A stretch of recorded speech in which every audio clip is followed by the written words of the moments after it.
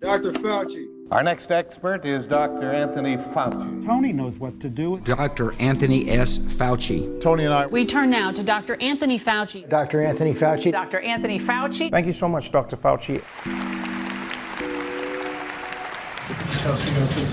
My name is Dr. Tony Fauci. I'm the director of the National Institute of Allergy and Infectious Diseases at NIH. Even as a boy, Tony was distinguished by his courage. In a neighborhood full of Brooklyn Dodgers fans, he rooted for the Yankees. So I was in an Italian and American section called Bensonhurst, and it was a very family-oriented, very warm, nurturing. My father is first generation. His father was born in Italy, came to the United States at the turn of the 19th to 20th century. They called him Doc. Back then, pharmacists were called Doc because many people who either couldn't afford to go to a doctor or didn't want to take the time of making an appointment would go in to their neighborhood pharmacy.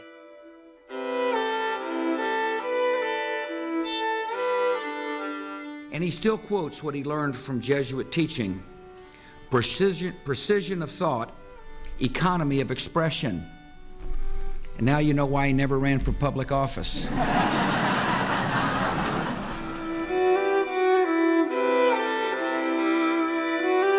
He was a great basketball player. Did anybody know that? He was a little on the short side for the NBA, but he was talented.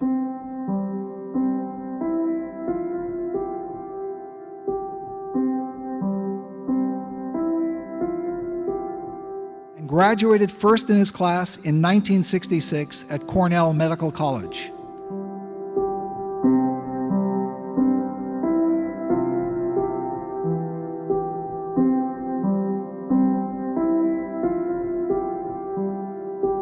Noted public health scholars were opining and even testifying before the United States Congress that with the advent of antibiotics and vaccines and public health measures, quote, the war against infectious diseases had been won. At that time, I was on my way to begin, of all things, a fellowship in infectious diseases at the National Institutes of Health. I sort of felt like I was going to Miami to be a ski instructor. Before this malady even had a name, it had a fierce opponent in Dr. Anthony Fauci. This is a new disease, at least in the United States.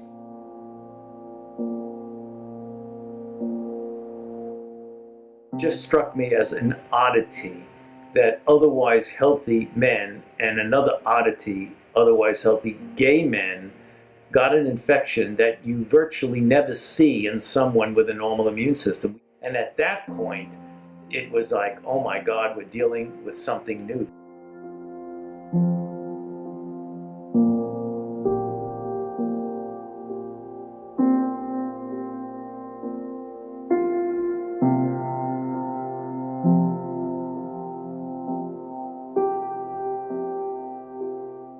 I decided I was going to stop what I had been doing and devote myself completely to studying what I felt would be an enormously difficult disease, and it unfortunately turned out that that was the case.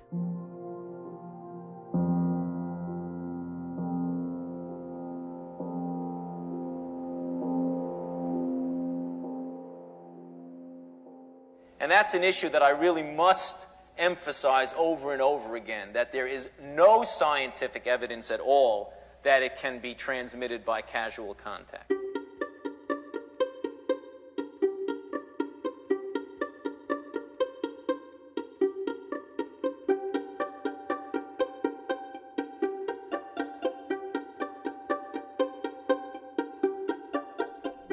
One of the toughest decisions, I had a few, was when I made a decision during the middle of the early years of the AIDS pandemic to bring the activist community into our deliberations, because most of the scientific community, including my own staff, were totally against that. But I think you have to... If you start that business about science isn't done that way, I'm going to come down there and slap your face. All right, Larry, hang on for a second.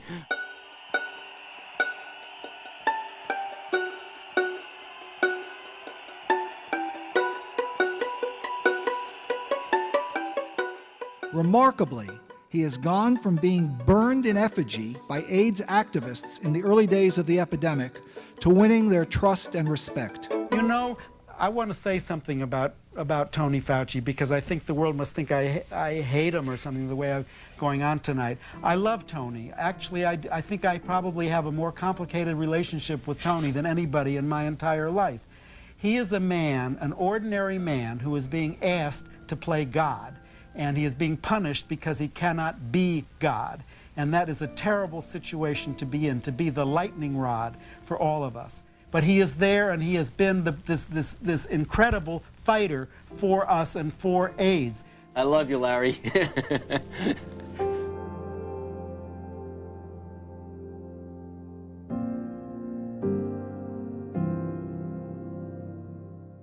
How many presidents have you known personally? Essentially all of them to a different degree. I knew President George H.W. Bush very well. Who are the ones that you would point out to young Americans as figures who should inspire this country? I think of Dr. Fauci. Probably never heard of him. Well, you did. Ann heard of him. He's a very fine research top doctor at National Institute of Health, working hard doing something about research on this disease of AIDS. I didn't see the debate. I was out of town coming in on a plane, and the next morning when I walked into the NIH, as I walked into the lobby, people started going like this, and I said, what is this all about? I said, what do you mean what's this all about? The president called you a hero during a national debate that was seen by 100 million people, and I was totally surprised. For his determined and aggressive efforts to help others live longer and healthier lives, I'm proud to award the Presidential Medal of Freedom to Dr. Anthony S. Fauci. Got to be quite close with President George W. Bush. He took a very keen interest in global HIV/AIDS and allowed me to be one of the architects of the program, which has now transformed HIV globally, the President's Emergency Plan for AIDS Relief, or PEPFAR.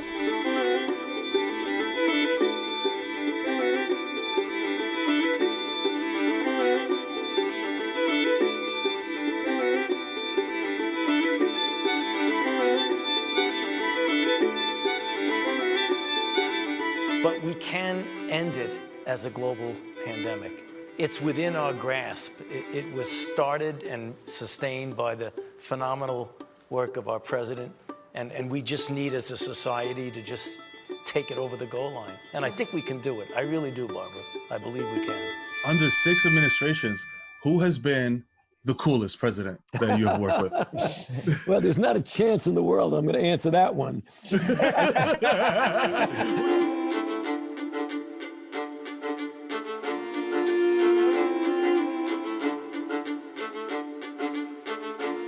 Leadership takes many forms, including the quiet leadership of example.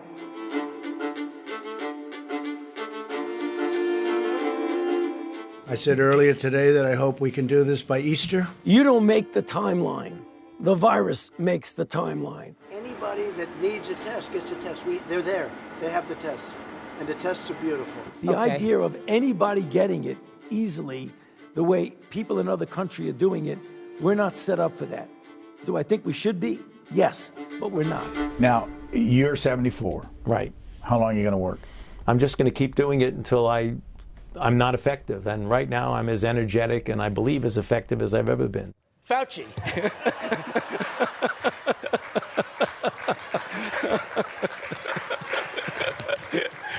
Dr. Anthony Fauci is our country's top infectious disease doctor. Dr. Fauci. Dr. Fauci. Dr. Anthony Fauci. The one and only Dr. Anthony Fauci. He's been a rare source of clarity in the Trump administration's response. Dr. Fauci is a truth teller. He's science, knowledge, evidence, data.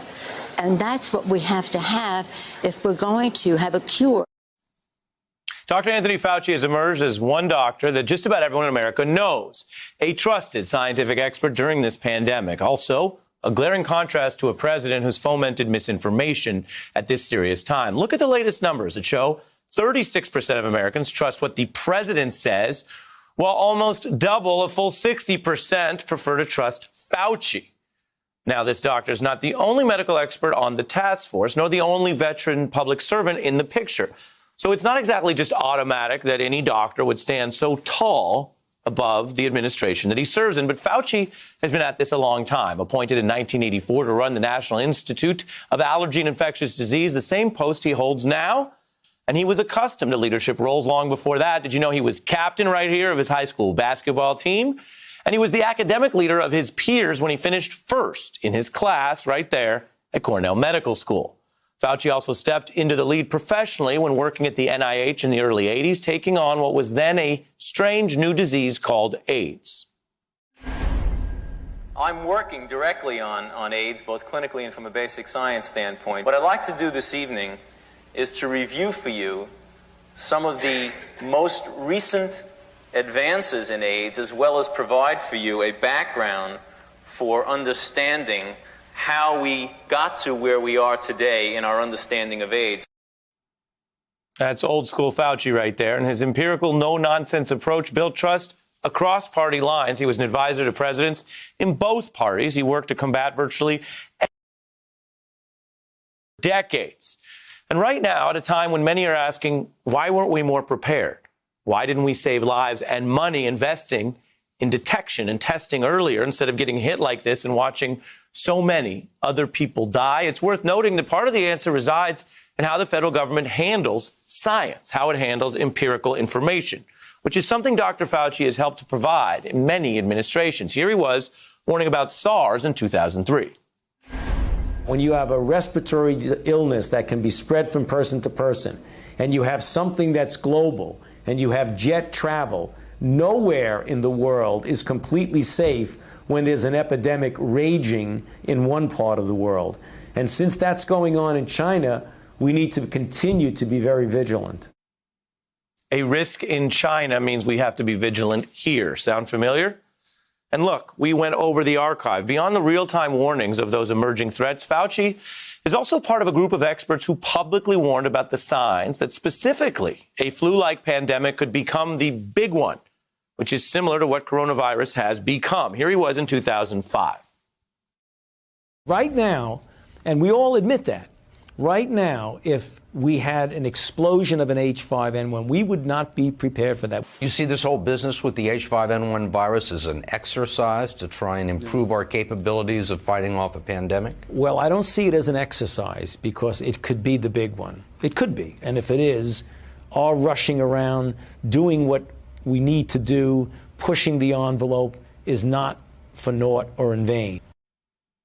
Fauci's clarity, his honesty, and his scientific expertise continued to fortify his reputation.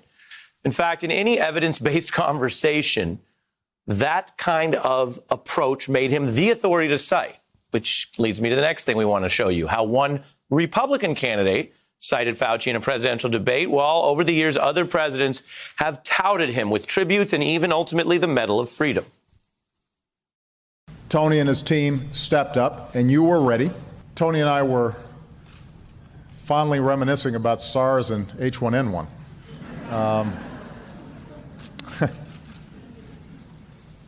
That's what these guys do for fun.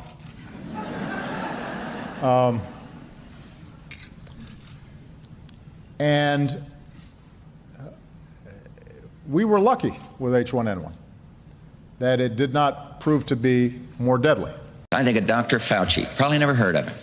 Well, you did. Ann heard him. He's a very fine research top doctor at National Institute of Health, working hard doing something about research on this disease of AIDS. Those who know Tony do admit one flaw. Sometimes he forgets to stop working. He regularly puts in 80-hour weeks. And from time to time, he's even found notes on his windshield left by his co-workers that say things like, "Go home, you're making me feel guilty."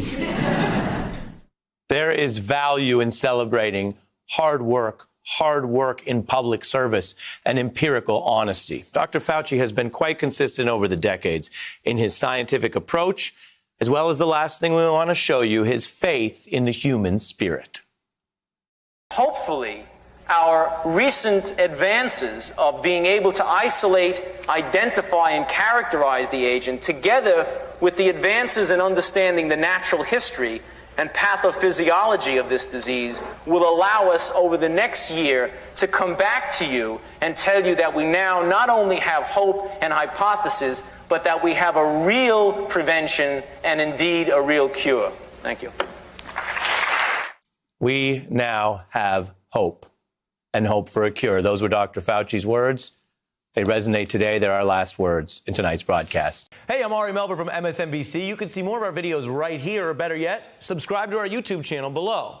You could have been anywhere in the world, but you're here with us, and we appreciate that.